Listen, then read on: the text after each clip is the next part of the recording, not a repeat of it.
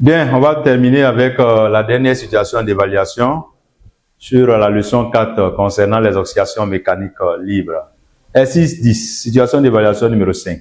Lors d'une séance de travaux dirigés, votre professeur de physique-chimie vous demande d'étudier un pendule élastique horizontal non amorti en vue de déterminer l'amplitude XM du mouvement de cet oscillateur par deux méthodes.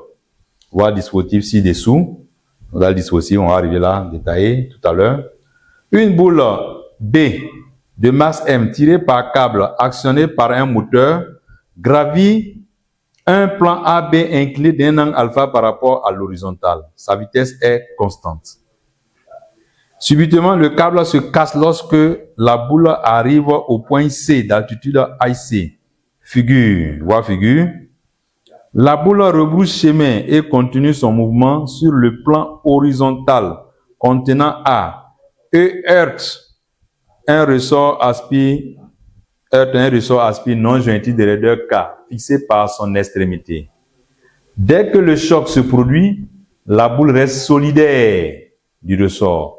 Elle effectue des oscillations autour du point O, origine de l'axe X', parallèle au sol horizontal. Donné, on prendra comme origine des temps l'instant du choc. M égale à 3 kg, alpha égale à 30 degrés, IC, on prendra 1,5 m, K, 1000 newtons par mètre, G, 10 newtons par kilogramme. Dans tous les exercices, on négligera les frottements. Donc, on vous donne le schéma. Le mobile part du point A et est tiré par un moteur dont a gravi le plan incliné. Mais donc, dès que la boule arrive au point C, le fil de câble casse et la bille va s'arrêter et retourner. Donc, on dit rebrousse chemin. La boule va arriver au point A, repartir au point O. Au point O, la boule va se greffer sur un ressort qui est là. Donc, on dit il est solidaire au ressort. Donc, l'ensemble va construire un système solide boule. Et le ressort va se mettre à osciller, va faire des mouvements de va et vient. Mais à un moment donné, la boule, qu'est-ce qu'on va constater? La boule va aller et revenir, aller, revenir. Donc là, on va nous demander de déterminer l'équation différentielle, l'équation horaire, et enfin, on va essayer de déterminer, à travers l'équation horaire, on va déterminer l'amplitude et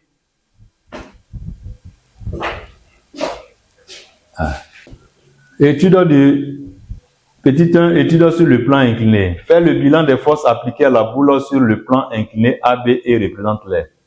1, 2, déterminant la réaction R du plan, la réaction du plan incliné sur la boule. 1, 3, détermine la vitesse VA de passage de B au point A après la cassure du câble. Étude sur le plan horizontal. Détermine la vitesse V0 de B juste avant le choc. Établit l'expression de l'énergie mécanique de B juste avant le choc, sachant que son énergie potentielle de pesanteur est nulle. Calcule sa valeur. Détermine l'amplitude XM du mouvement de l'oscillateur. Établit l'équation différentielle du mouvement de l'oscillateur. 2,5 détermine XM et phi à partir des conditions initiales. Déduisant l'équation horaire X dt. Détermine la durée de deux oscillations. Voilà un peu notre énoncé et nous allons passer à la résolution. Donc on va passer au petit 1. 1. Au petit 1, il s'agit du plan incliné. Le plan incliné, on est de faire le bilan des forces appliquées à la boule sur le plan incliné. Donc d'abord, on va parler du système. Quel est le système? D'abord, le système, c'est la boule. La boule B. Référentiel. Le référentiel terrestre. Supposé galiléen.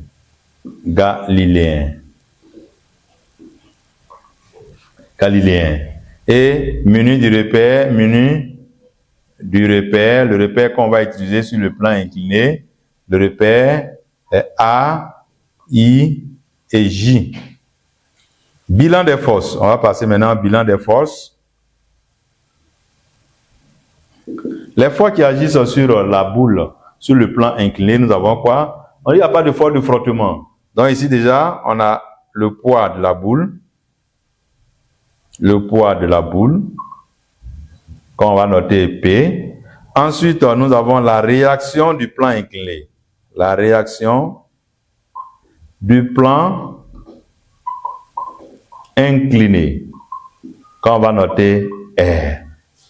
On nous demande de les représenter en représentation, schéma. Le schéma, on va les représenter. On a un plan incliné. Là, alpha, et nous avons la hauteur IC. Ah, le point C, IC, le point A. La boule est représentée par un point matériel. Les forces qui vont agir, on aura le poids P, ou la verticale.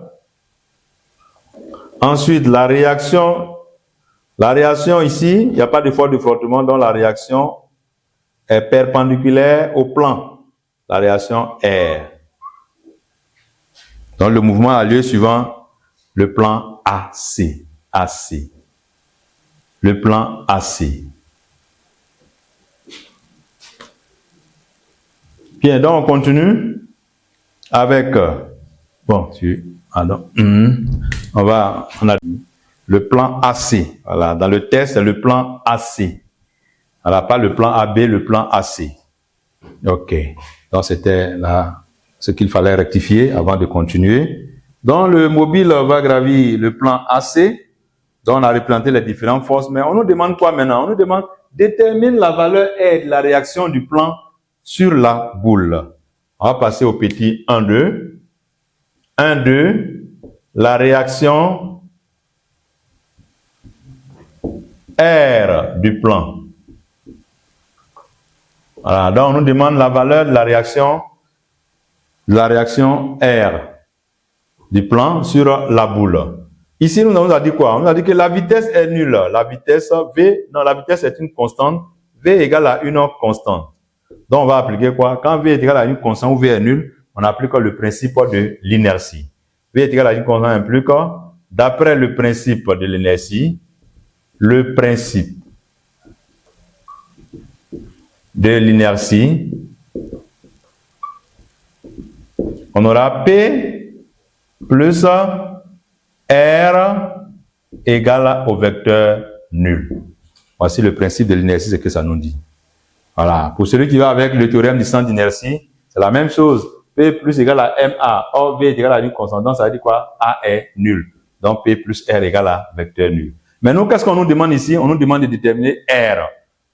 L'expression de la valeur, l'expression de la réaction du support sur la boule. Pour cela, on va faire quoi?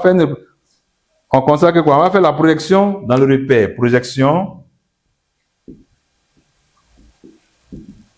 Projection sur... Voilà.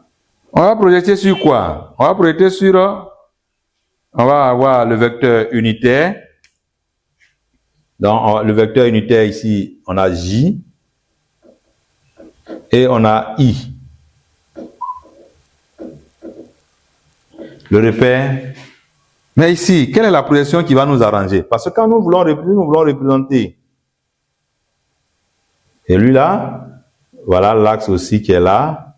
Ici, on aura l'axe Y', et là, on aura X', X. Si nous voulons représenter par des axes. Voilà le vecteur unitaire.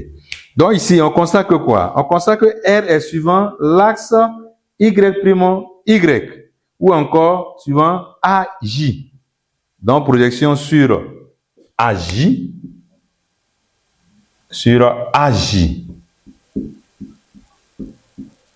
soit sur Y', Y. C'est lui qui nous intéresse. L'autre ne nous intéresse pas. Par la projection de R sur AI nous donne 0. Donc, on ne pourra jamais trouver la réaction. Donc, c'est la projection suivante, AI, AJ, ou bien Y', qui peut nous arranger. Donc, nous allons essayer de faire la projection sur J et voir ce qui va se passer. Donc, la projection, on va faire la projection ici, projection orthogonale, perpendiculaire à l'axe. Si on devrait projeter sur l'axe d'abscisse, on allait avoir celui-là. L'angle alpha va se retrouver là. L'angle alpha va se retrouver ici aussi. Voilà. Donc, on a des angles à côté perpendiculaires qui sont égaux. Donc, l'angle alpha se retrouve ici. Et des angles à côté, des angles correspondants sont égaux. Alternes, internes sont égaux. Alterne, interne. Donc, on a celui qui est là. Mais voilà le côté que moi je veux. Et là que je veux. Celui qui est le PY. Le PY est là. Et quand on regarde, le PY, il nous donne quoi? Il nous donne moins. Parce que là, quand on fait la projection, voilà, je vais mettre en couleur. Voilà ce qu'il nous donne. Il est dirigé vers le bas. La projection nous donne un vecteur qui est dirigé vers le bas. Donc, ça va nous donner quoi? Ça nous donne moins P. C'est le côté adjacent que nous voulons. Moins P cosinus alpha. Plus, on va faire la projection de R. R sur l'axe, ça nous donne R lui-même. R, et c'est égal à 0. Qu'est-ce qu'on veut? On veut R. R égale donc à P cosinus alpha. R est égal à mg cosinus alpha. M est connu, G est connu, alpha est connu. On peut faire l'application numérique. R est donc égal. M ici, la masse, c'est donné 3 kg. G, c'est 10. Cosinus de 30 degrés. Donc, R, tout calcul va nous donner. On prend la machine maintenant et nous allons essayer de calculer. 3 fois 10 fois cosinus de l'angle que nous avons donné, l'angle de 30 degrés. De 30 degrés. Oui, donc nous allons, quand on fait tout le calcul, c'est 30 degrés. 30 degrés, cosinus de 30 degrés fois 10 fois 3. Tout calcul nous conduit à 26 newtons. Voici la réaction du plan incliné. La réaction du plan incliné. On nous demande maintenant, détermine la vitesse VA de passage de B au point A après cassure. 1, 3, vitesse VA. Après cassure, on a dit quoi? Quand la boule arrive au point C, le câble se casse et qu'est-ce qui va se passer? La boule va s'arrêter là d'abord avant de redescendre. Donc, on va voir, la vitesse au point C est nulle et il y a une vitesse de passage au point A. On va assister même à un mouvement qui est accéléré. Parce que la vitesse est nulle là et la vitesse existe ici, donc c'est déjà accéléré. Donc là, on aura quoi? On va appliquer le théorème de l'énergie cinétique. Théorème de l'énergie cinétique. On aura quoi? Énergie cinétique au point A moins énergie cinétique au point C égale à quoi? Travail du poids plus travail de R. Travail de R plus travail du poids. Travail de R est nul, puisque R est perpendiculaire au déplacement. Travail de EC, énergie cinétique au point C, est égal à 0 aussi, parce que ici, le mobile s'arrête avant de redescendre. Donc, finalement, on se retrouve avec quoi? Énergie cinétique en A égale à quoi? Travail du poids. Ici, l'objet descend. On part du point C au point A. Égale à quoi? mg IC. Et qu'est-ce qu'on veut? C'est la vitesse. Donc, je vais en déduire la vitesse. On aura 1/2. On va en déduire la vitesse. 1/2 de mva carré égale à mg IC. Donc, finalement, on se retrouve avec va égale 2g IC. Racine, bien sûr. Application numérique. VA égale à racine de 2 fois G. G c'est combien? G c'est 10. IC, c'est donné dans le test, c'est 1,5. Dans tout calcul, on va effectuer le calcul avec la calculatrice. On aura racine de 2 fois 10 fois 1,5. Tout calcul nous conduit à VA pratiquement égal à 5,5. On trouve 5,48, c'est 5,5 mètres par seconde. Voici la vitesse de passage au point A. Au point A, nous allons continuer maintenant la deuxième partie. La deuxième partie, il s'agit de quoi? C'est sur le plan horizontal maintenant. Sur le plan horizontal, la bille arrive, passe au point A, arrive au point O et va heurter un ressort qui s'y trouve. Et là, qu'est-ce qu'on va nous demander? Nous sommes sur la deuxième partie. Étude sur le plan. Étude sur le plan horizontal. Le plan horizontal. Le plan horizontal nous demande de déterminer la vitesse V0 de B juste avant le choc. On va arriver là pour voir un peu avec le schéma. Nous sommes au point A. Au point A, la boule continue son chemin, sa trajectoire, et va venir heurter le ressort ici au point O. Mais juste avant que la boule ne heurte, on nous demande la vitesse. Voilà, donc ici, ça sera le 2,1. Vitesse VO avant le choc. La vitesse VO, on va appliquer quoi? C'est le même système, le même référentiel, bilan des forces, c'est la même force. Donc, on peut faire un schéma. On a le point O ici et le point A. La boule étant là, ça la P, il n'y a pas de frottement ici. OK. Donc, on peut appliquer quoi? Le théorème de l'énergie cinétique.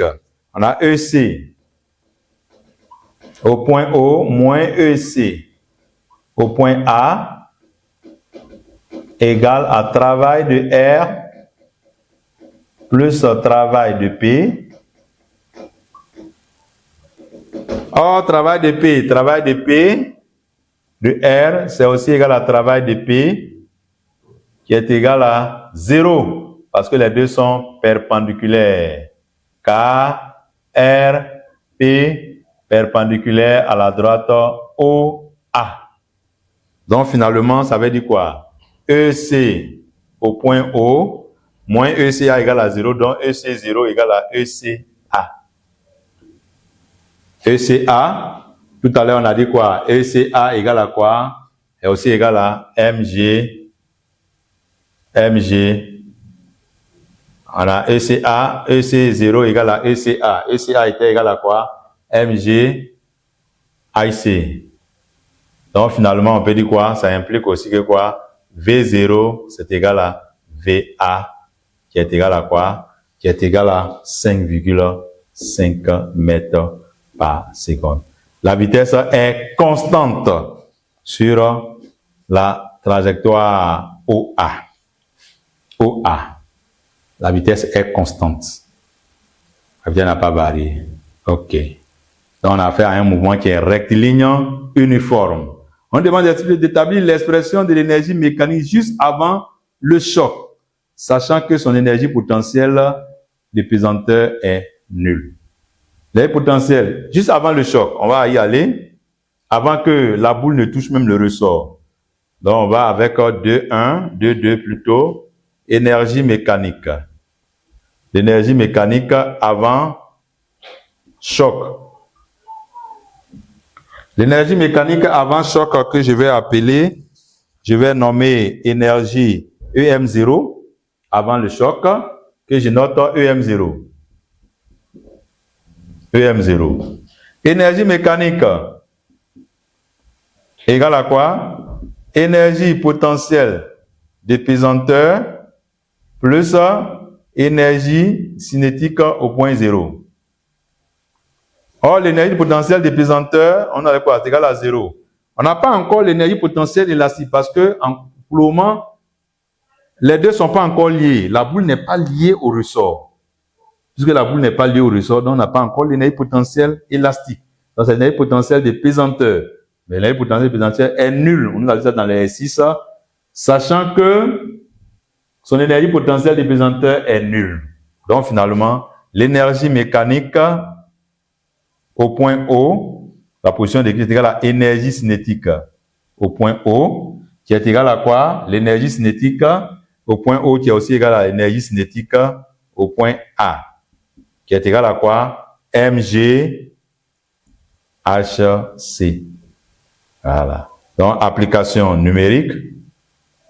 Voilà. L'énergie mécanique, c'est égal à l'énergie cinétique au point O, qui est égale à quoi? Énergie. Or, on avait déjà montré que l'énergie cinétique au point O est aussi égale à l'énergie cinétique au point A, qui est égale à mgh.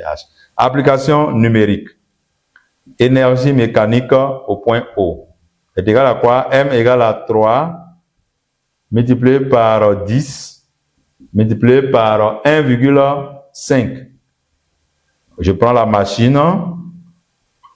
3, 30 multiplié par 1,5, donc on aura du 45 joules.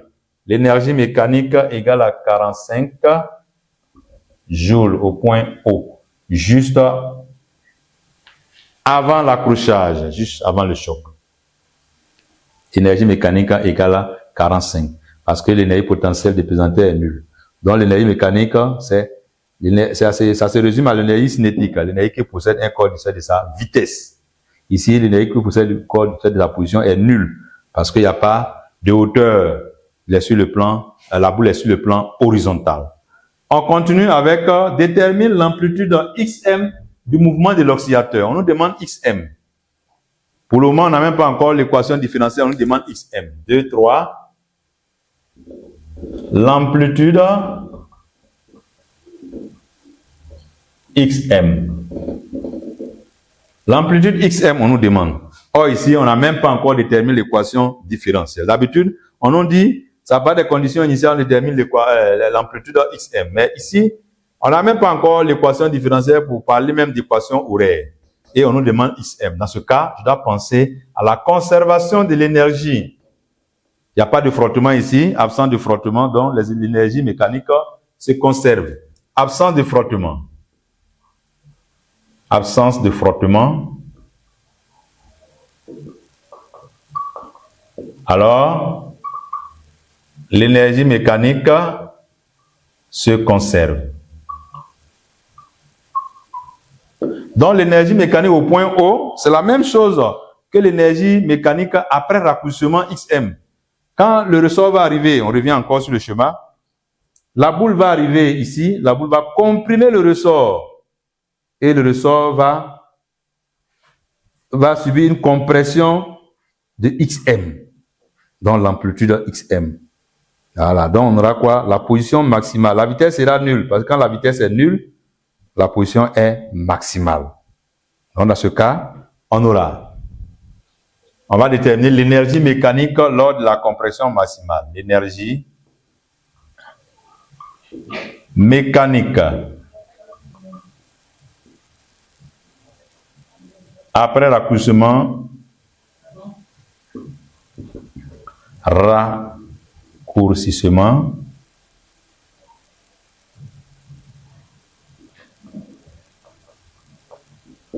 maximal. Raccourcissement maximal. Ok, donc l'énergie mécanique que je vais appeler EM1 égale à quoi? Ça fait 1,5 de K. Le raccourcissement maximal, ça sera quoi? XM au carré plus 1,5 de M. La vitesse ici sera égale à 0. Donc finalement, l'énergie mécanique, c'est lorsque le X est max, la vitesse est nulle. Ça veut dire quoi? Le max, ça s'est arrêté. Donc, on aura EM1 égale à quoi? 1,5 de K XM carré. Voilà. Je pourrais donner le résultat directement, mais j'ai détaillé un peu pour qu'on sache que l'énergie mécanique, le ressort est en contact maintenant avec la boule. Donc, ça sera l'énergie potentielle élastique plus l'énergie cinétique. Or, lors du rapprochement maximal, le X vaut quoi? Xm, et la vitesse est nulle. C'est ce que ça veut dire. Donc, on se résume à l'énergie mécanique égale à 1 demi de K Xm carré. D'après la conservation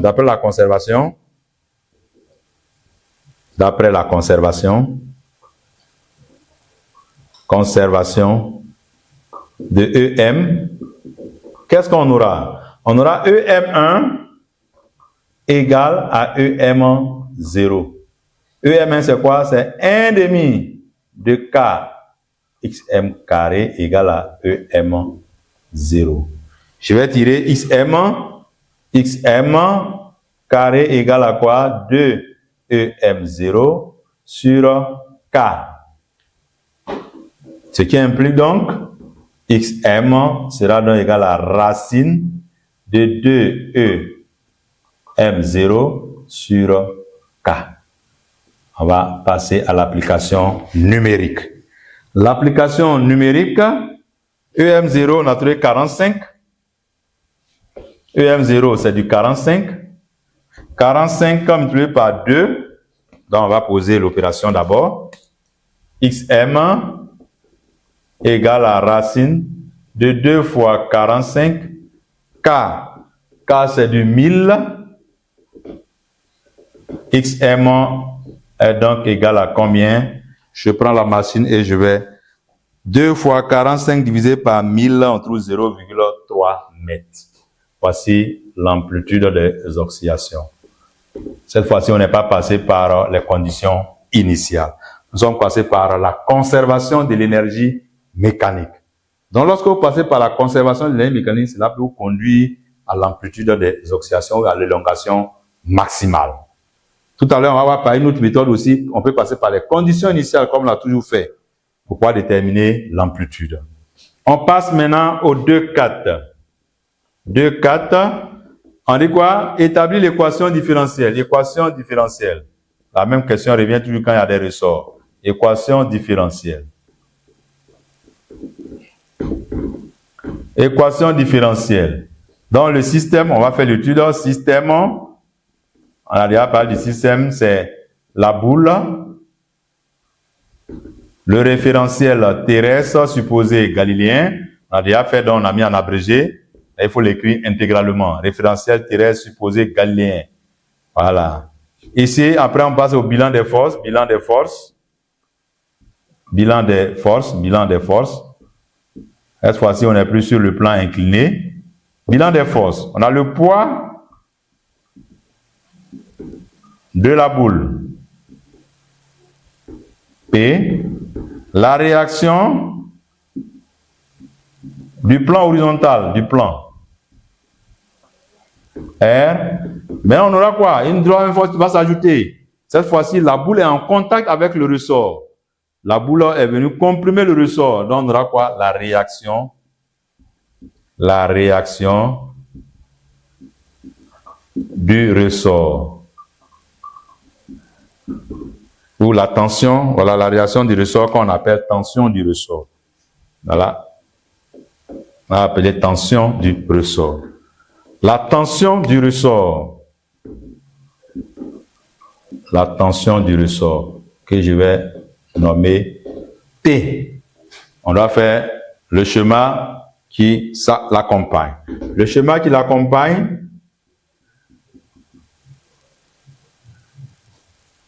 on aura, voilà notre schéma. Qu'est-ce qu'on va essayer de faire? On met la position. Bon, on va essayer de représenter un point. On aura ceci. Le point O étant là, le point d'équilibre. Et puis nous avons X'. Et là, nous avons X. Et il y a une compression. Elle est venue comprimer. Bon, on peut mettre même déjà compression. La boule va se retrouver à nouveau. Voilà. La boule se retrouve là. Et là, on a la compression. On constate que quoi? Quelles sont les forces qui vont s'appliquer? On va les représenter. Voilà. On a le poids P. la réaction R, la tension du ressort, le ressort va exercer, voilà, tension T. Voilà, donc pour celui qui ne va pas dessiner la boule, il peut représenter simplement par un point. Voilà, nous avons le point. Un point qui est là. On a le point et on va représenter le poids P comme ça. La réaction comme ça. Et la tension du ressort comme ça. Voilà, ça revient au même. Voilà, ici, là, j'ai représenté le système qui est la boule en intégralité. Et ici, là, j'ai représenté par un point matériel. Je représente les différentes forces. Voilà. Et là, c'est-à-dire quand je représente la boule en entier, je dois représenter le ressort aussi pour voir le point d'application. Le point d'application, c'est le point de contact entre ressort et boule. On y va maintenant pour l'équation différentielle. L'équation différentielle, qu'est-ce qu'on va faire? On va appliquer le théorème du centre d'inertie comme d'habitude. Théorème du centre d'inertie. Théorème du centre d'inertie. On aura quoi? P plus R plus T égale à MA. On va faire projection sur l'axe. L'axe de projection ici, c'est OX ou bien X'. OX. Voilà, on peut prendre X' ou bien OX ou bien, voilà, ça dépendra de vous. Donc, si on veut X', comme ça qui est donné dans le test, on va prendre X'. La projection de T va nous donner quoi? 0.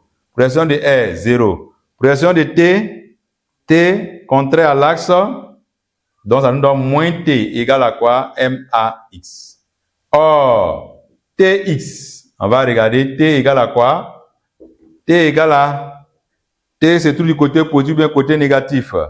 Non, le solide c'est tout du côté positif ou bien négatif. On constate que la boule se trouve dans la partie positive des axes. Donc ça va être T égale à quoi? KX. Et AX égale à X 2 points. J'aurai moins KX égale à MX 2 points. Implique X 2 points égale à moins K sur MX. Soit X 2 points plus K sur M, X égale à 0. Voici l'équation différentielle du mouvement. Donc, on vient de déterminer l'équation différentielle. On passe maintenant à déterminer XM et phi. Voilà. On demande de déterminer l'équation, les grandeurs XM et phi à part des conditions initiales. À la question 2.5, XM et phi, on peut les déterminer à partir de quoi? À partir de l'équation horaire. L'équation horaire, bon, là, XM et phi, est-ce qu'on nous demande? On va les déterminer à partir de quoi? À partir de l'équation horaire. L'équation horaire, quand on nous impose rien dans le test, ça veut dire quoi? L'équation horaire se met sous la forme X de T égale à XM cosinus oméga 0T plus phi. Et dans ce cas, le V de T se met sous la forme moins oméga 0 XM sinus oméga 0T plus phi. Voici les deux grandeurs à l'instant T différent de 0. Maintenant, je vais passer on dit à part des conditions initiales. Donc, AT égale à 0. AT égale à 0. X0 sera égal à quoi? XM cosinus phi. V0 X égale à moins oméga 0. Je mets V0, il se passe quoi? C'est la coordonnée de V. Donc, si on veut même, on met X ici, Vx de T. V0 égale à moins oméga 0 XM sinus de phi. Ça, c'est les conditions initiales. À l'instant T égale à 0 selon les équations horaires. Maintenant, je vais regarder le test maintenant. C'est le test maintenant qui va me définir quelles sont les conditions initiales d'après le test. Je vais regarder le test. Quelles sont les conditions initiales? Le test me dit, on prendra comme origine des temps.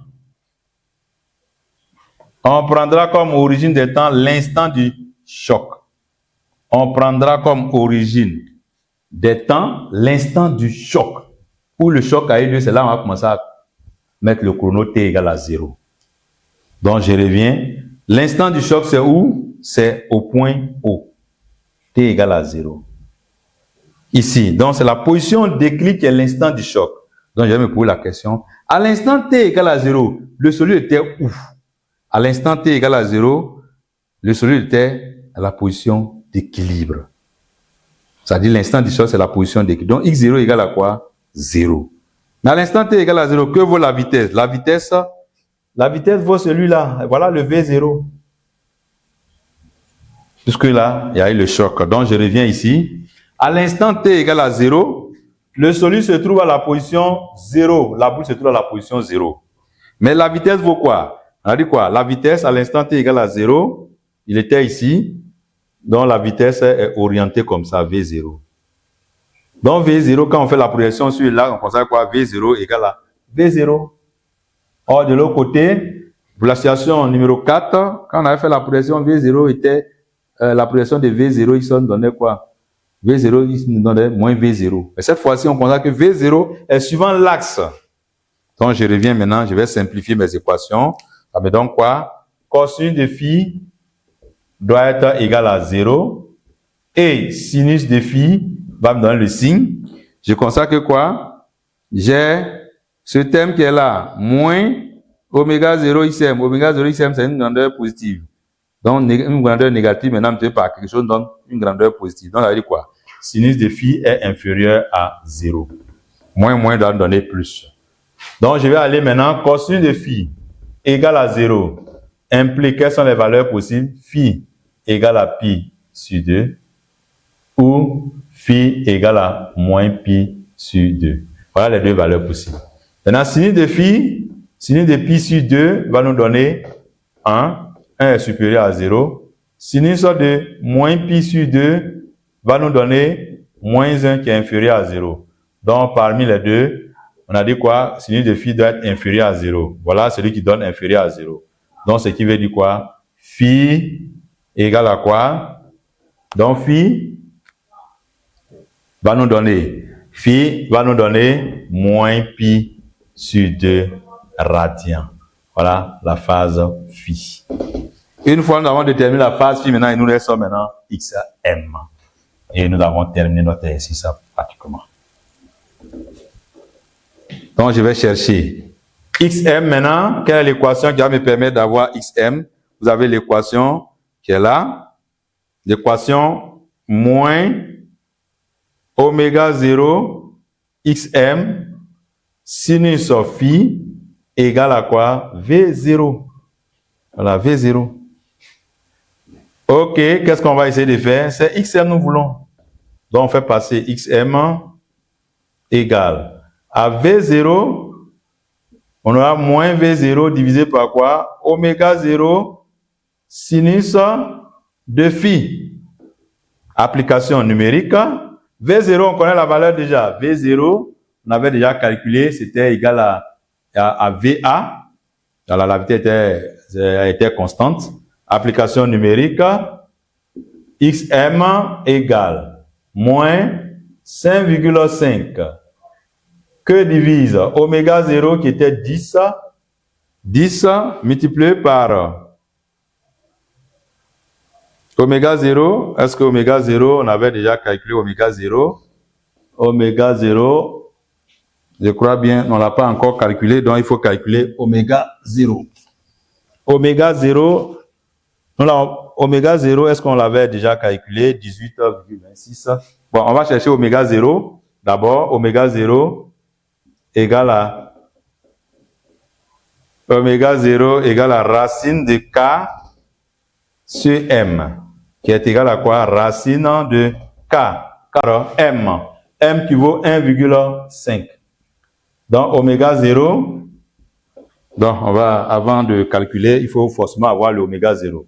Donc, oméga 0, tout calcul nous conduit à la valeur 18,26. 18,26. 18,26. 26 radians par seconde. Donc, je remplace XM, application numérique maintenant. XM égale à quoi? Moins 5,5 divisé par 18,26 sinus de combien? Sinus de moins pi sur 2. Or, sinus de moins pi sur 2, on a dit que c'est égal à moins 1. Donc, finalement, XM, je prends ma machine, je vais regarder, je vais calculer. Il y a du moins 5,5 divisé par moins 5,5, ça sera égal à quoi? Moins 5,5 divisé par 18,26 multiplié par moins 1. Donc, tout va nous donner, je calcule, 5,5 divisé par 18,26 nous donne 0,3. Voilà, on retombe sur la même valeur 3 mètres. XM égale à 0,3 mètres. Donc, vous voyez, en passant par la conservation de l'énergie mécanique, on a trouvé 0,3 mètres. En passant par les conditions initiales, on vient de trouver aussi 0,3 mètres. C'est-à-dire que quoi? Selon les données de l'exercice, on peut déterminer XM soit avec la conservation de l'énergie mécanique, ou encore on peut déterminer avec les conditions initiales. Quand on parle en termes d'énergie, ça est la conservation de l'énergie mécanique. Maintenant, si nous avons les équations horaires et on connaît les conditions initiales selon le test, on peut utiliser les conditions initiales avec les équations horaires pour pouvoir déterminer l'amplitude des oscillations. De là, on nous dit quoi? D'en déduire maintenant quoi? Déduire l'équation horaire X de T. On a tout trouvé, on va remplacer maintenant, on ne fait que remplacer. On connaît la forme de l'équation horaire. L'équation horaire, on connaît la forme de l'équation horaire. L'équation horaire maintenant implique X de T. X de T égale à quoi? A fait le XM. XM c'est 0, bon c'est XM cosinus oméga 0T plus phi. Donc X de T, on remplace 0,3 cosinus 18,26 T moins pi sur 2. Voilà. On peut s'essayer en regardant est-ce que vraiment ça vérifie à l'instant T égale à 0. À l'instant T égale à 0, on aura celui-là. Donc, on aura cosinus de moins pi sur 2. Cosinus de moins pi sur 2, c'est 0. 0 multiplié par 0,3, ça fait 0. Donc, à l'instant T égale à 0, le solide se trouve bel et bien à la position d'équilibre X égale à 0. Donc, c'est dit que ce que nous devons trouver est un bon résultat. On va encadrer. On termine avec la dernière question. 2,6. 2,6, on nous demande la durée de deux oscillations. La durée de deux oscillations. Pour une oscillation correspond à quelle durée? Une oscillation correspond à une durée, la période propre. Si on a deux oscillations, ça correspond à quel temps? Ou bien quelle durée delta t? Le t ici, c'est égal à quoi? Ce qui implique quoi? Le t qu'on nous demande, la durée, ou bien delta t. Delta t sera donc égal à quoi? Delta t égale à 2 fois la période propre. Or, la période propre, on vient de trouver là, on a trouvé la période propre. La période propre, on peut calculer la période propre avec la pulsation propre. On a trouvé la pulsation propre. Donc, or, T0, on n'avait pas trouvé T0. T0 égale à quoi? 2pi sur oméga 0. Donc, finalement, en remplaçant delta T, la durée sera donc égale à quoi? 2 multiplié par 2pi sur oméga 0. Ce qui est égal à quoi? 4pi sur oméga 0. Voilà. Égal à 4pi. Delta T, donc je fasse là et je vais faire l'application numérique.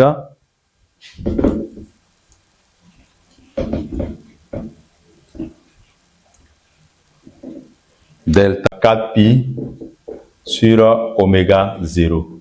Application numérique. Delta T égale à 4pi sur 18,26. Delta T, on prend la machine et on va calculer la durée. La durée,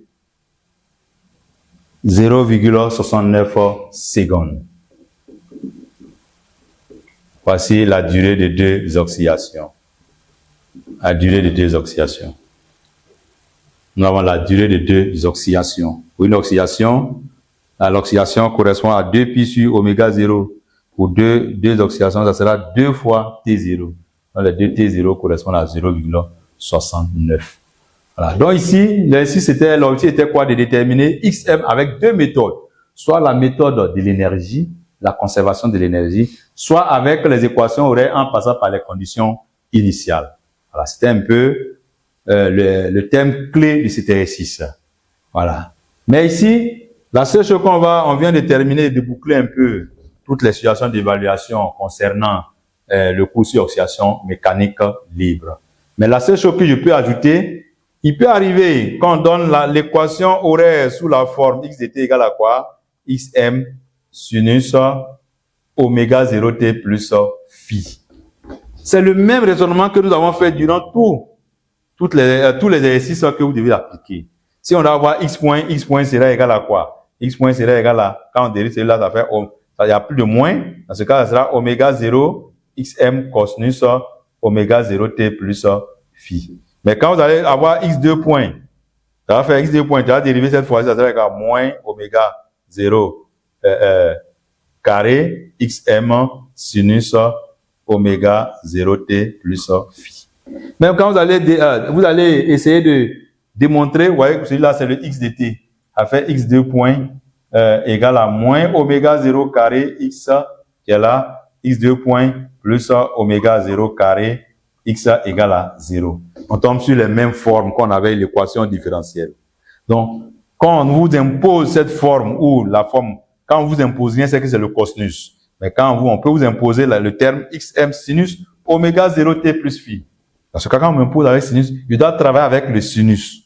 Quand je dois poser l'énergie potentielle, là, c'est 1 demi de k x carré, le x, c'est lui qui est là. Je dérive x2, x point, c'est lui qui est là. Vous allez trouver les mêmes résultats. Que ce soit le terme en sinus ou le terme en cosinus, vous avez les mêmes résultats. Voilà à peu près parcouru le cours sur les oxydations mécaniques libres.